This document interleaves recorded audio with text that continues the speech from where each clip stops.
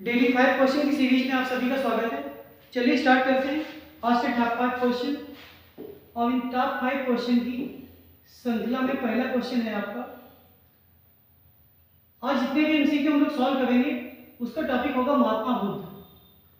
तो पहले हम लोग जान लेते हैं इनका जो जन्म हुआ था ये कहाँ हुआ था। इसके साथ साथ इन्होंने जो पहला उपदेश दिया था, क्या दिया था? पहला उपदेश दिया था, ये कहाँ पे दिया था? इनको ज्ञान कहाँ प्राप्त हुआ था? और उसके साथ साथ इनकी मृत्यु कहाँ हुई थी? हम लोग पढ़ रहे हैं महात्मा बुद्ध जी के विषय में, तो 4 बातें जानना आवश्यक है। जन्म कहाँ हुआ था? तो क्या याद करेंगे? लुम्बिनी में जन्म हुआ था। ज्ञान इनको कहाँ प्राप्त हुआ था? तो गया में ज्ञान प्राप्त हुआ था। जो पहला उपदेश दिया था वो दिया था सारनाथ में। ये सभी प्रश्न पूछे जाते हैं। और जो इनकी मृत्यु हुई थी वो हुई थी कुशीनगर में। तो ये 4 क्वेश्चन आप लोग और याद कर ले। अब आते हैं इस क्वेश्चन पे कि जो महात्मा बुद्ध के द्वारा दिए गए प्रथम उपदेश को क्या कहते हैं। तो उपरोक्त सभी तो बिल्कुल नहीं कहते, महाविनिष्क्रमण भी नहीं कहते, महापरिनिर्वाण भी नहीं कहते। क्या कहते हैं? धर्मचक्र प्रवर्तन कहते हैं। ऑप्शन ए आपका करेक्ट आंसर है, इसे आप लोग याद रखेंगे। अगले क्वेश्चन की तरफ आते हैं। हम लोगों ने जन्म जान लिया, मृत्यु जान ली, ज्ञान कहाँ प्राप्त हुआ था ये भी जान लिया। इस पेज में हम लोग जानेंगे कि उनके बचपन का नाम क्या था। क्या याद रखेंगे? बचपन का नाम क्या था? तो बचपन का नाम आप लोग याद रखेंगे सिद्धार्थ था। महात्मा बुद्ध के बचपन का नाम सिद्धार्थ था।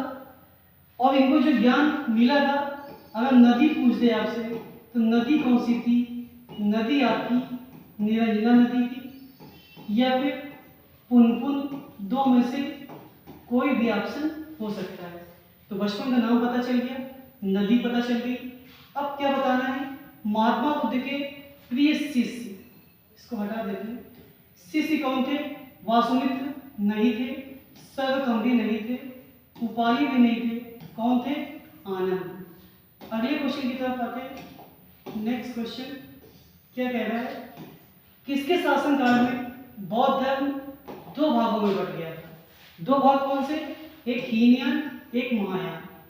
तो अशोक, कनिष्क, कालाशोक या अजातशत्रु।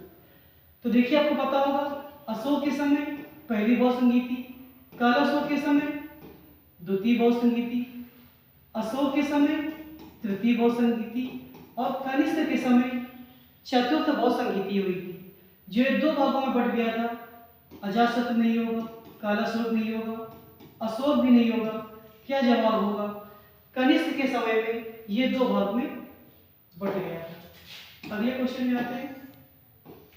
क्या कह रहा है कि बुद्ध ने जो अपने उपदेश दिए थे वो किस भाषा में दिए थे?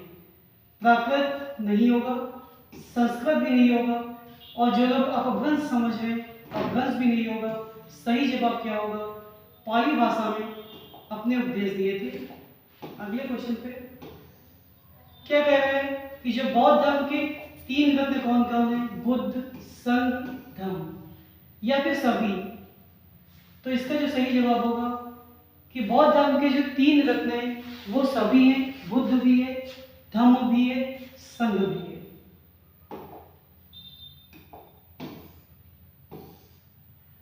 और ये थी आज की हमारी टॉप 5 प्रश्नों की सीरीज। धन्यवाद।